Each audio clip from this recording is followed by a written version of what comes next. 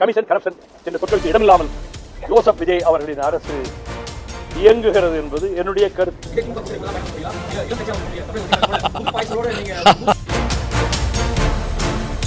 உதயசூரியன் சின்னத்துல போட்டியிட்டது துரதிருஷ்டவசமானது. அங்கும் நாங்கள் தனி சின்னத்தில் போட்டியிடக்கூடாது, உதயசூரியன் தான் போட்டியிட வேண்டும் என்ற நிர்பந்தத்தால் முதல்வர் விஜயுடன் ரகசிய பேச்சுவார்த்தை நடத்தியிருக்கிறாரு வைகோ.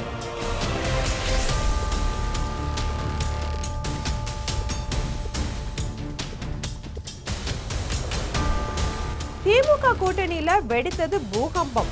இதே திமுக கூட்டணி கூட தான் பயணம் பண்ண போறீங்களா, இல்ல இளம் கட்சியா வந்திருக்கக்கூடிய தமிழக வெற்றி கழகத்தோட புது பாய்ச்சலோட நீங்க கலந்து இருக்க போறீங்களா?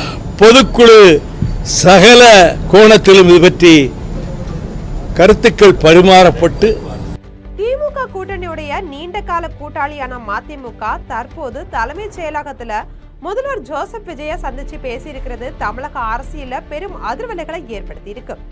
என்ன நடந்தது விரிவா பார்ப்போம்.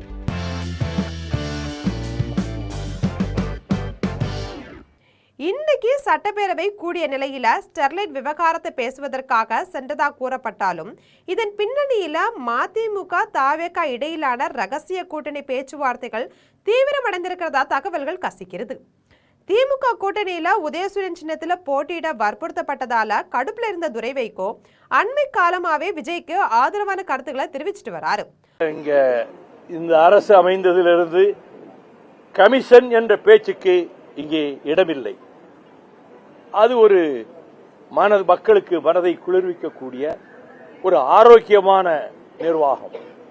கமிஷன் கரப்ஷன் என்ற சொற்களுக்கு இடமில்லாமல் ஜோசப் விஜய் அவர்களின் அரசு இயங்குகிறது என்பது என்னுடைய கருத்து. உதயசூரியன் சின்னத்துல நின்றது துரதிருஷ்டவசமானது அப்படின்னு துரை வைகோ வெளிப்படையாவே அதிருப்தியை பதிவு செய்தது திமுக மேலெடுத்த நிலைக்குலைய வைத்திருக்கு. அவர்கள் சின்னத்தில் தான் போட்டியிட்டார். அதை போலத்தான் மார்க்சிஸ்ட் கம்யூனிஸ்ட் கட்சியும் இந்திய கம்யூனிஸ்ட் கட்சியும் அவர்கள் சின்னத்தில் தான் போட்டியிட்டு 2 இடங்கள் தான் வென்றார்கள்.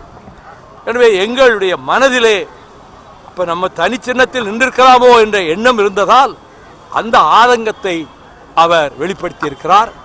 இந்த சூழல்ல தற்போது விஜயுடன் வைகோ நேர்ல சந்திச்சு பேசியிருக்கிறது திமுக கூட்டணியிலிருந்து மதிமுக விரைவாக வெளியேற போவதை உறுதிப்படுத்தும் அறிகுறியாவே பார்க்கப்படுது.